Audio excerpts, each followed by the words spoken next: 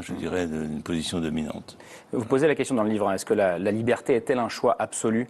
C'est la raison pour laquelle vous opposez à la GPA, mais qu'est-ce que vous répondez à un couple d'hommes qui vous dirait, mais nous aussi on a le droit d'avoir un enfant. Les femmes lesbiennes ont le droit, et pas nous, donc c'est une rupture d'égalité. Non, mais on a le droit de faire sans utiliser quelqu'un d'autre. Je veux dire, il y a des hommes, y compris des hommes seuls, et des hommes célèbres que vous connaissez peut-être, qui ont adopté des enfants seuls. C'est autorisé. Donc voilà, il n'y a pas d'obstacle. Le seul obstacle, c'est... Mais la vie, c'est comme ça. On peut désirer 36 000 choses, et puis à un moment donné, on s'arrête parce que ce désir va à l'encontre de la liberté de l'autre. Ouais. Certains opposants à la PMA aujourd'hui disent qu'ils s'y opposent parce que selon eux, c'est forcément le pas qui va mener inévitablement à la GPA, à l'agitation pour autrui.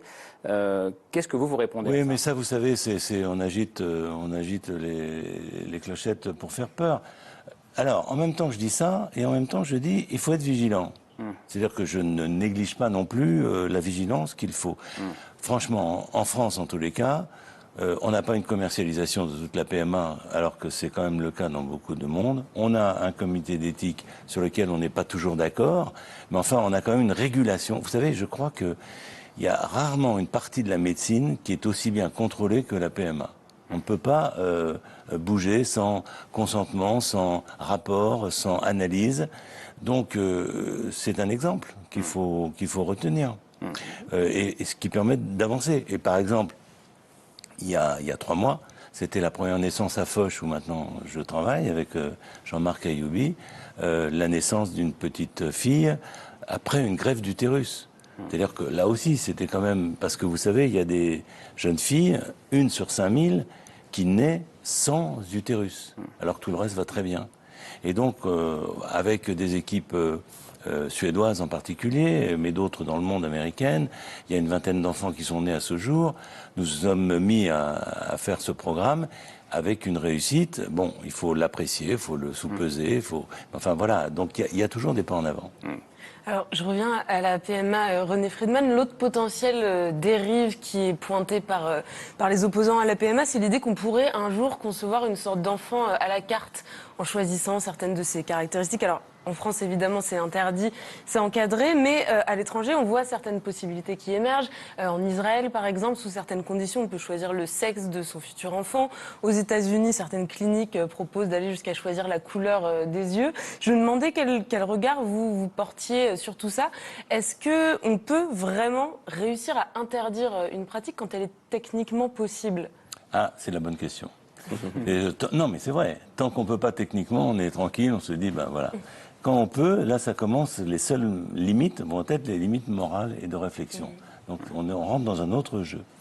Je crois que, oui, c'est possible de connaître sur un embryon le sexe de l'embryon, mais vous savez, ça fait 20 ans qu'on sait prendre du sang d'une femme enceinte, naturellement, et de connaître le sexe à 8 semaines, mais on ne le fait pas.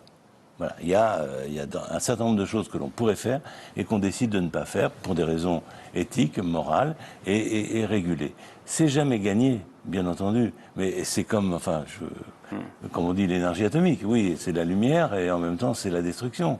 Donc il y a toujours, et c'est vrai, mais on ne peut pas, sous prétexte qu'on pourrait dériver vers une destruction qui n'attend pas d'ailleurs souvent tel ou tel développement, parce que les destructions de l'humanité, ça existait depuis belle lurette, sans toute cette technologie.